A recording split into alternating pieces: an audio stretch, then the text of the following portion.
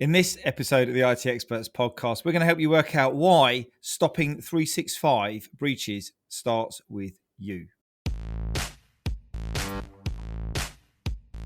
Welcome to the IT Experts podcast, the only podcast to help MSPs scale to 1 million, and if already there, get to 5 and go faster. At the end of the day, isn't it all about building a business that works for you rather than you for it? I hope you enjoy the show.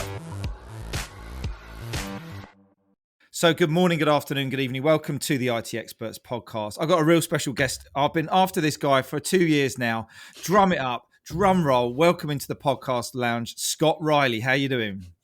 I am good, man. Oh, thank you so much for having me on this podcast. I tell you what, I've been going through the back catalogue and I am in some bloody good company here. So thank you so much for having me on. And I know we've been fighting to get together, so this is awesome. I'm so glad to be here. We have, and it's all because he's probably got his personal email address on his LinkedIn page. But anyway, that doesn't matter. That's a whole nother story. Right, why are we talking today? So recently caught up with Scott at a show, and we've been talking about 365 environment and securing your tenancy, because we all know it's obvious as the noses on our face that if an MSP gets breached, it's a bad day, high risk, and we know about that. And what we're going to talk about today is how we're going to help you understand the steps to take to protect your 365 environment in 2025, because it's probably different than it was last year, because we've got more bad guys, cleverer bad guys, and as we were saying, probably younger bad guys as well, which makes us feel even worse and even more determined to solve this problem. So this is going to be around security. This is going to be around helping you get that environment nice and secure and safe for you and for your clients. But in the meanwhile, Scott, just give us a little bit. Who are you, what do you do, and who do you help, and what's been going on in your world in the last couple of years? Yeah, man. Oh, it's been hectic. For the last 6 years or so, we've run this lovely consultancy of Cloud Nexus. So you've probably seen us everywhere with our little clouds and rockets and Cloud. Yeah, our mascot, we've been trying to get him everywhere. And it's really lovely because people are always like, oh, can I get a cloud? Can I get? Yeah, I've got a wall full of them. They're back there. I'll get one sent over for you.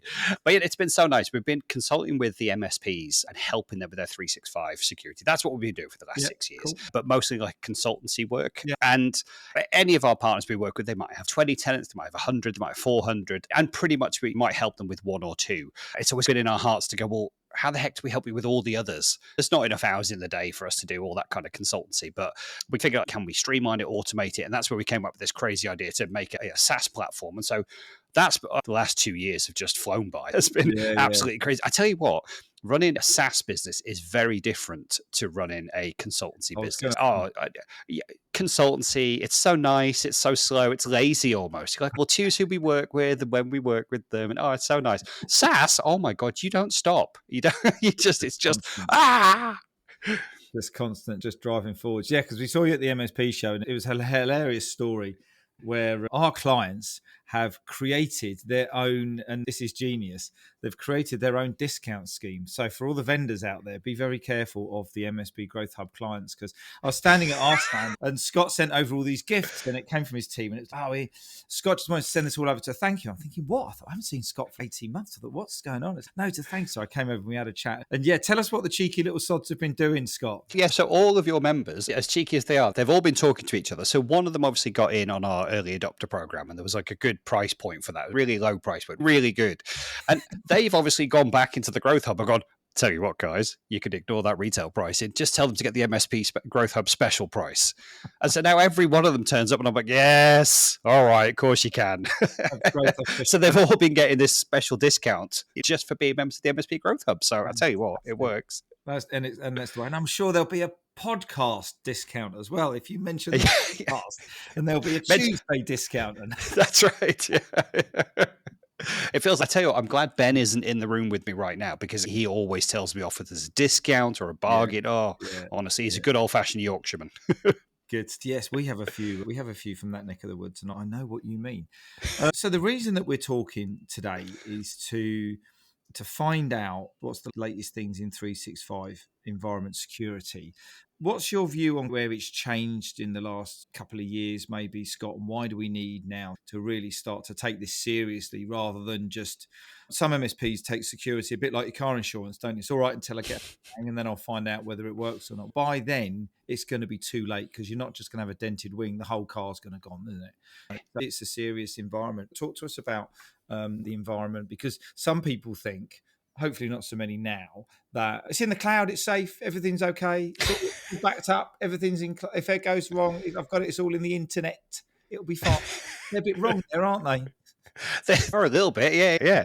I always like to think as well, like sometimes you can find MSPs are a bit like plumbers, where they've sorted out everyone else's problems, but they're still got that leaky tap at home. And I think that can be a bit of a risk. But I tell you why it's bothering me more. And it's one of the reasons why we do what we do in that consultancy world for the last 6 years as well, is if you look at what's happening now, we've always had script kiddies finding a little bit of stuff on the internet, something in GitHub, running it, just trying what they can do.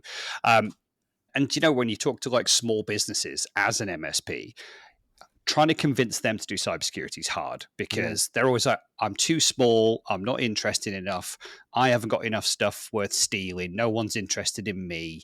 And we have to try and convince them, look, no one's actually targeting you as an SME. They're just doing like these big spray attacks, and they'll find some email addresses on the internet and they'll have a go and they'll see if they get in. And so we have to, as MSPs, we have to convince the customers of that. We're having to convince the MSPs of that. Because again, some of the MSPs go, no, we're not interested. No one's really bothered in us. It's our customers that we need to worry about. And I'm like, no, let's just have a think about what happens if you get breached. Yeah. Right? Because if someone, and like token theft is one of the most prevalent attacks that's happening right now, because it just walks through everything. Like your MFA tokens, doesn't matter. It just walks straight through everything. If someone can steal your little login token, they could just log in as you. Doesn't matter where they are. They'll just log straight in, won't get challenged for anything. Microsoft goes, oh yeah, you've logged in before. Cool. If you get breached as an MSP, you've got access to, all right, your emails, fine. Yeah, your files. Okay, fair enough. Is your Microsoft Partner Center connected to that global admin account? Because I bet it is. And so now we can go and see all of your customers, and we can probably even go and administer some of those customers straight away. What about your PSA or your RMM platform? Are you using single sign-on with Microsoft as part of that? Because if they've breached your Microsoft account, now they're straight into your PSA and your RMM. So not only can we see your customers and all the invoices potentially and all the account details there, but we could also remote manage them as well. And I'm like, holy crap. Yeah. Like we've breached one account and we've got access to, like I said, the average of 22 tenants, 22 customers, could be 100, could be 400. What about your billing? Do you do your billing through somebody like Pax8? Do you buy your licenses through those guys?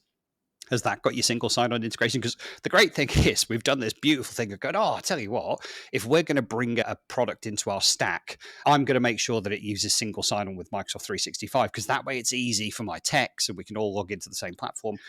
Our password manager's in Keeper, and Keeper uses single sign-on, so that gets into 365. So now, oh, great, okay. So if I can get into 365, I can get into your password vaults, I can get into your RMM platforms, I can get to your PSA, I can get to your licenses. Bloody hell, I've literally got the keys to the kingdom.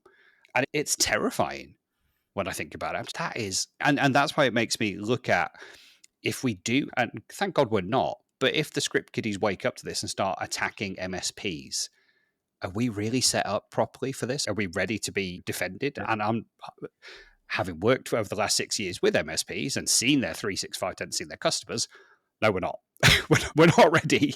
There's a bit of work to do. And it's frightening, isn't it? We've been chatting with Neil Firminger from IASME, and every single MSP who's listening to this podcast, absolute minimum should be Cyber Essentials Plus.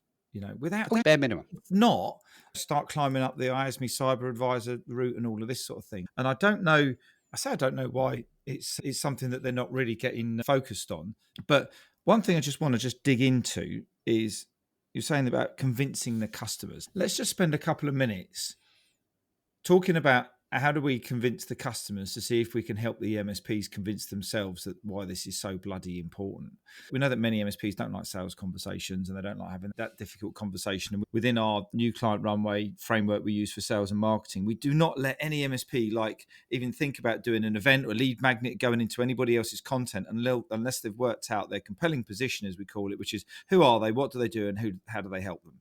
So important that you understand this, but not from a technical point of view, from a business point of view. So how would you, if I was a customer and I just said the things that you just said to me, which was, look, Scott, I know what you're saying, but I'm all right and everything's okay. I'm not big enough, all of that sort of stuff. How would you start to convince me or start to go down a script that would lead me into saying, God, I really need this? Yeah, so I think that the way that I always look at stuff like this is a bit like Apple products being advertised on TV. Yeah, it's Yeah. never about the techs and specs and speeds and feeds. It's about the lifestyle. And so when I'm looking at this stuff and it's around cybersecurity with a client, an end client, my conversation would be around what would be the impact if this was to happen? How's Listen, it going to affect your business? How's it going to impact your people? What happens when there's no money in the bank and you can't make payroll? How is that going to impact the business? And what yeah, about your customers when they now recognize you've been breached? Is that going to lead to a churn in customers? Is that going to lead to a loss of confidence in you as a supplier for yeah, them? And so, what does the future of your business look like? And especially when you're dealing with smaller businesses, I've seen like the guy who spent 26 years building up their business and they've got a small team of 10 people and they're really enjoying it and everything's great and they make a bit of money each month. And then suddenly 6 grand has gone out of the bank account mysteriously. And they're like, what's this? And someone's been in and they've compromised the email yeah, and they've convinced the girl in accounts because they sit and they watch. And I've literally, this is a real case that I've seen. They sat and they watched like how the MD would talk to the finance team. And unfortunately, in that case, the cadence was very much this account, this sort code account number, money, go. And that's how he would communicate yeah. with them. So that they were in there and they just went, it can't be this easy. So they just sent her an email from him, sort code account number, money, go. And they got paid. And they were just like, bloody hell. So they just went larger and larger amounts each time. And so they would just keep trying it out. And so when you talk to those business owners and you tell them about the real stories, I know we've all seen M&S is the latest one, but Yeah, British Airways, we all see yeah, the big brands, right? But when you look into the eyes of someone who's a small business owner, whose their business has been absolutely destroyed, like 6 grand going missing is no joke to some of these small business no, owners. We always look at the millions, right? yeah, But 6 grand could be the difference between not making payroll this week. yeah, And so for me, it's about the impact. Help them really stop and think because the general approach is just like, can't hear you, that they don't want to yeah, pay attention. So help them put it in real terms. What's the actual impact? There's some great like tabletop exercises that you can go through for this stuff as well, but it's probably a bit heavy. I think you can just have a genuine one-to-one conversation. Just goes, no, let's just stop and think for a second because this is really what's happening in small business everywhere. And again, you're right. You're not big. You're not special. You're not fancy. You're yeah, not clever. You don't yeah. really have anything worth stealing, but that's not what they're doing. They're just literally going to hit anybody and try their luck. And if they get a couple of grand out a year and a couple of grand out of the next one, they're still making They're tons of doing all money. right. They're doing all right. Yeah, But this stuff is weaponized now as well. And you don't really need to get into the massive fear and doubt side of things, but you can literally rent like farms of machines to go and attack organizations and break in. You don't have to do it yourself. It's so super simple now. crime is a service. No, it is. And so generally on the dark web, you can literally get these things as a service. You can rent farms of computers to go do it for you and just let you know when it's got in. Unbelievable, unbelievable. We'll stop talking about that because that sounds like a really good idea. Sorry. So, for Not me, a good idea. it's about the lifestyle. Think about Apple. Think about how they showcase their products. Think about Yeah. what would it really be like if you got breached. And I'm going to recognise something that Greg Jones said a few years ago now. He was at a CompTIA talk, and I remember doing a video about it. He said, get your clients or get your MSP, get them all in a meeting room, ad hoc meeting. No one knows that they're coming. Put them all in the meeting room, maybe at this conversation you've had right now. And you say, okay, everyone, we've just been breached. You can't get access to the internet. You can't get access to any files. What are we going to do? And the first thing is, he says, people will pick up their phones and go, no, put your phone down because you can't get access to it. And I go, have you got a paper? Who do we ring? What's the phone number? You haven't got access to it. How do we get into the what? And that moment, and I can see you now going, bloody hell, I'm thinking about this myself. It's what do you do? So the MSP, every year, MSPs should be sitting together, all the techs and everyone saying, guys, what do we do? How do we protect ourselves? What does that kind of like look like? Because it is that impact of the end result, isn't it? That's the major problem. At the recent show, the MSP show, we saw many shiny balls, didn't we, Scott? By means of all these wonderful new technologies. And some of the times, I've said many times before, I'm not technical, but we work with technical people, and we hear every week in the Growth Hub, oh, I've tried this. Oh, I've got that. Oh, I've got this. Oh, I've got this. And if you were to deconstruct it, you could probably get rid of half of them because we know most of them probably do the rest. And if you have good account management with your vendors, then you should be able to cover off a lot of the duplication. But what this year in 2025, what is the things that MSPs need to be doing to secure their MSP environment? And I think we'll move on in a minute, but secure and know that their environment is secure. Because I think that's the thing, isn't it? You can always plug a widget in and go, all the lights are green, everything's okay. But does that really mean that it's okay? And are there different levels of depth on this? So what's your take on what first level 101 security should look like in a 365? Yeah, no, and I think there's simple stuff there as well. For me, it comes down to a couple of really simple things. I'll obviously talk about the 365 side of things because that is obviously my main focus and has been for the last few years. But that is, in a lot of cases, the heart of the identity part of all those MSPs. Right. So that is where they're using their main emails and passwords are in there. Have you got it locked down? Have you properly got it locked down by country, by device? Are you using like hardware tokens for your global admins rather than just simple authenticator methods? Have you, and I know the answer, have you built in a password manager? And in that password manager, do you store the username, the password, and also the software MFA tokens? Because I know that you do. And so, again, our two-factor authentication has just become a one-factor authentication because it's all sat in the same bloody password vault. I know that we do this, and I don't know why. Some people are a bit more savvy. Have you heard complain about 2FA? Oh, what a pain this is.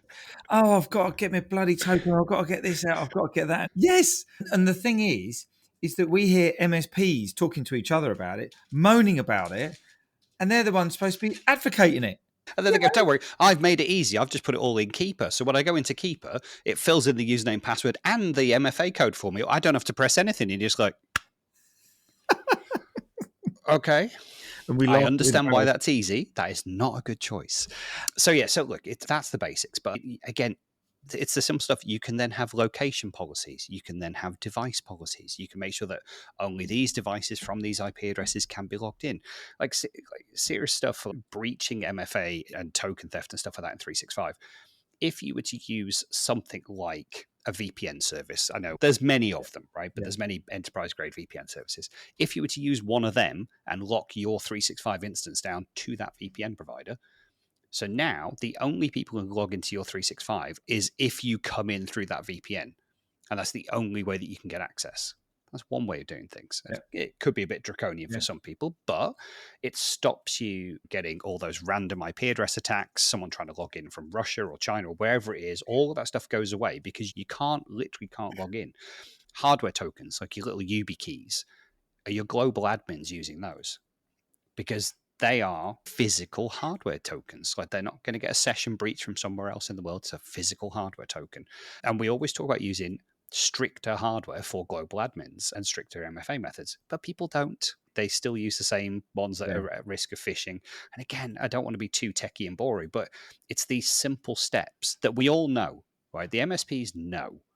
We're just not doing it because, as you said, it's easy. Yeah. And my genuine concern is, I think we've known this for a while. It's been a bit like the Wild West in MSP. A lot of the people listening to this podcast are probably the more forward-thinking MSPs, right? Because they've taken the time to invest and listen to something that will help them grow their knowledge. Probably we might even be talking and preaching to the choir here, Ian. We might be talking to the wrong people. But it is a bit of the Wild West. They've got all the other cowboys. It's a bit like Cowboy Builders. I'll show my age and going back on BBC.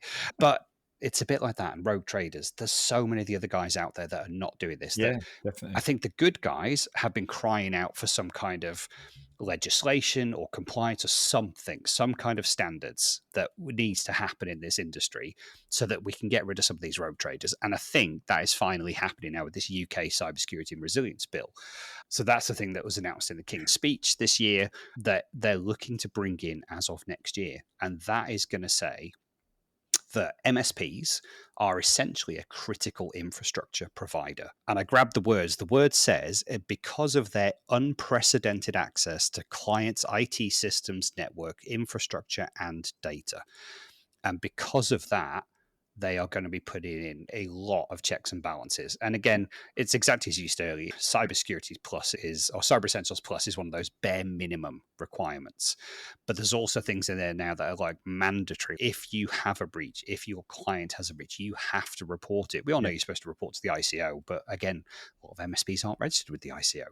So if you're registered with the ICO, you're supposed to report to them. But again, under this bill, there's some wide-ranging impacts. And I'd encourage MSP owners, especially, again, listeners of this podcast, because I know you're more forward-thinking, go and have a read, or do yourself a favor, ask your best friend Chad or Claude to summarize the cybersecurity and resilience bill and give you the bullet points, because it's a long old document. But get the highlights, get the cliff notes, and understand how it's going to impact your business. And I think this will drive you back to going, well, it's my holy crap moment. Yeah. We need to make Yeah. sure that we're doing things properly, because if we're not safe, none of our customers are safe. And No. it doesn't matter how well we've set them up and how many items we've put in our stack and how many bits and bobs and shiny goobers we've added. If we're not safe, they're not safe. And exactly as you said earlier, they could even do that once a year, sit around a table and go, we've just been breached. What do we do? What's the SOP? Yeah. What happens next? And keep quiet. Very impactful points there, Scott. Is there anything else you've just mentioned some of the things about turning some of the tokens and approvals into the physical hardware sort of thing? What are some of the other things that MSPs need to be absolutely doing, either on a daily, weekly, or a monthly basis, to ensure that know that they've got themselves in a sea of green light position, as it would be? Yeah, definitely. I think, again, this comes down to some of the other stuff that we talk to our customers about, but we probably don't practice ourselves potentially. So, supply chain management. And you're like, that sounds really boring. You're like, yeah, okay. But most MSPs, especially the smaller ones, will have someone who does their outsourced accounting. And it could be a local bookkeeper who's really lovely. And I know our local bookkeeper is really lovely. Everybody's local bookkeeper are really lovely. But you ask them to do something special on Xero or something. Oh, hang on a minute. I'm not technical. Yeah, but they're not generally very tech savvy either. No. And you've probably given them access to your Xero or whatever other finance systems you've got. Ours has access to things like our Amazon account and some other things as well. So they can go and log in and make sure they can get access to different things. And they've got a 365 account so they can handle the mailbox and all this kind of stuff. And you're like, worries me that they have access to quite a lot of sensitive data and they're not the most tech savvy people. Yeah. So again, we've had to put guardrails in place to make sure, okay, can we limit the access? Can we force MFA on those people? Can we lock it down to their office so they can only log in from there? And just try and put those guardrails around people that we know have to have access to our sensitive data, but try and do it in the most sensible way possible. I think, again, we've probably just gone, it's the accountant. We know they need access. We'll let them into this system and that system. But what happens if your accountant gets breached? Because again, they're great targets for this stuff. These guys want money. Yeah. They want money. Better yet, go and sell your accountant some MSP managed services. Make sure you got them set up properly. That's a great idea. Yeah. But I think looking at your supply chain, looking at your partners and who's got access to your platforms is really important. I think the other thing as well is you out there with your shiny tool collection. You know who you are. You go to a trade show and shiny, and you go and plug something in, and then 3 weeks later, shiny, and you can plug something else in. How many things have you got connected to your infrastructure now that you don't use? How many of these management tools, automation tools, security tools, assessment tools, how many of them have you left lying around that you're not using, you don't need? But actually what it means is your customer data, your end user client data probably is sat around in a million different systems that you're not even using anymore. You might even still be paying for them. So I might be saving you some money here. So go and turn them off, but remove them, disconnect them from your system, remove them from if you want to be technical, your enterprise apps in 365, go and kick them out of there because you're not using them. But I tell you what, you've still got that instance of whatever set up and it's still pulling your customer data and sticking it in their database. What happens if they get breached? You're not even using it. So again, think about just reducing the risks, not just from your own team, but also the apps that you've plugged into it, the people that you've got connected to your system, the lovely accountant that you trust because they're lovely. Again, some people have hired offshore executive assistants. Okay, great. Have they been locked down? Have you done the proper licensing? Are they using good conditional access or location policies? Whatever it is, again, can we be sure? Because again, these shared EA and shared resources, they have access to lots and lots of different people's platforms. So again, they might pick up some nasty phishing or virus or whatever from someone else's platform who isn't locked down, and now they're logging into your system as well from their machine. Did you give them a machine to work on just for your work, or are they just using a general purpose one? So again, there's loads of these little things that you could just pick up and go, let's just look at our risk exposure. As an MSP, look at all of our entry points and be really clear about it and say, can we make some sensible decisions? Are there anything else that we need to look at? And then you can start to feel a bit more confident. But your second point of your question earlier, about 20 minutes ago before I started rambling on, Ian, was once you've done that, I've forgotten how you can you say be what sure? Here, you said, I'll tell you what, Scott, you're looking handsome today. No, you made the point of how can they be sure? So Yeah. have they checked all those lights Yeah. green, and how can they be sure? And the how can they be sure is to get audited. So get someone in to do an assessment. Are you doing your Cyber Essentials Plus assessment? Are you doing any other kind of assessment to make sure that actually the door's bolted and all that kind of good stuff? Are you bringing anyone in to do those checks? Yeah. Because I think it's always great to have something that looks at the platform and goes, tell you what, that is set up properly. Here's a load of green lights. Yeah. We've checked it. We checked it today. We'll check it again tomorrow. Because self-governance is great, isn't it? But having someone else qualify that, you know, this is best practice for what we see, and some of the things you've mentioned there, I have absolutely no doubt that there'll be MSPs, whether they're driving or walking or just listening to this in the office, scribbling down notes, going, shit, we're not doing that, or we need to be doing this, we need to be doing that. And while we were just talking then, Scott, and I think that was a great technical ramble, wasn't a ramble, it was a great little line of things to consider. I'm hearing the MSPs going, but I'm busy enough as it is. Why have I got to now faff about with all, or not why have I got to faff around with this? Let's just talk for a minute about, obviously the buck stops with the business owner. Okay. But let's talk about the hierarchy of ownership of this and what you would recommend. And if we said a typical MSP of, I'm going to say 8 to 10 people, something like that, you've got some emerging senior people and coming up within the help desk. Does the business owner have to take this whole burden on themselves, or is this something that you could quite easily like layer down through the layers of the organization into targets and into processes and SOPs that are owned by other people? What would, in your view, what would be the optimal way to cascade this important task or subject? So I think I would look at this the same way, in that I would have a conversation with a client, right? So when you talk to a client about their cybersecurity and you're selling them a stack or a product or a service or whatever it is, I would hope that we make it really clear that although they're outsourcing their cybersecurity to you as the MSP, they are not abdicating responsibility for cybersecurity. So they have made a choice to use you as the MSP to sort out their cybersecurity, right? But they are still ultimately responsible, and they have to be convinced themselves that you're doing the right things and you're checking the right things. I think the business owner, for me, is still ultimately responsible, because when it goes wrong, they're the one that, again, if money goes missing, you can't make payroll, they're going to have to make massive decisions very quickly. And the impact is huge. And I've seen when this happens in MSPs, and I actually saw a team of guys retelling the story of what happened when their MSP was breached.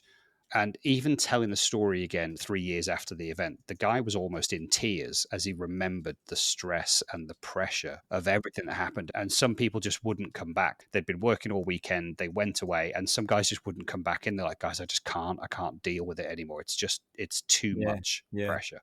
So don't underestimate the impact that something like this can have when it's your MSP that gets breached. But I think as the owner, yeah, you're busy. You can't do it all yourself. You've got to have the trust in your teams to get these things done.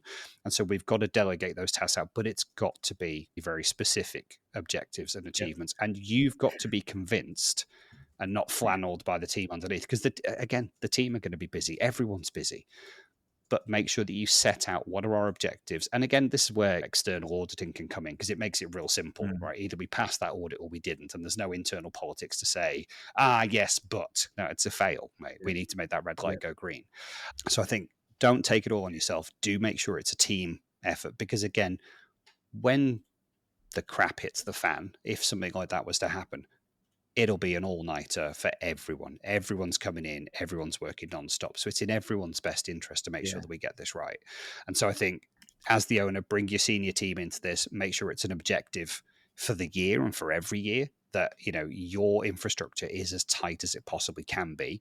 And then obviously you can cascade that security levels out to your customers, but make sure it's reviewed regularly. It's got to be on your quarterly objectives. It's got to be checked at least quarterly that you are happy with this stuff. Ideally, I'd be looking at things that are like monthly checks. Say, have we still checked we're still in the right place? Any systems that we can do daily, fine, but that's too much for your business owners. Your business owners need to be able to stop at any point and say, I want to know right now, we're in the best security place that we could be. And that's only going to be through the right systems and the right processes, not just shiny tools, but making sure that those checks and balances are in place. Scott, brilliant bucket load of information there that I'm sure the MSPs are going to go back and listen to again and tidy up and build into a bit of a plan of their own. Just before we close out the show, what's some of the top things that everybody needs to take away from a high level point of view? It's a bit like doing an AI summary, isn't it, on the whole podcast? What would that look like, Scott? I should have asked Claude to do it whilst we were chatting. Look, so I think the simple thing is, for me, go back today and go and check that for me, your 365 environment is set up properly. Make sure that it's locked down properly. You've got good conditional access. You've got location-based policies. You've got device-based policies. Real simple stuff. That you are using the phishing-resistant MFA for your global admins. That is really important. Again, we're all using much simpler methods. And I tell you the two things that people keep getting away with but shouldn't. One is using their global admin account as their day-to-day account. You know who you are. You know you're doing it. You've got your email attached to your 365 global admin. Yeah, I tell you what, you click that phishing link. Oh, all right. Good night. And the other thing is your tech team who are logged into their machine right now as a local administrator.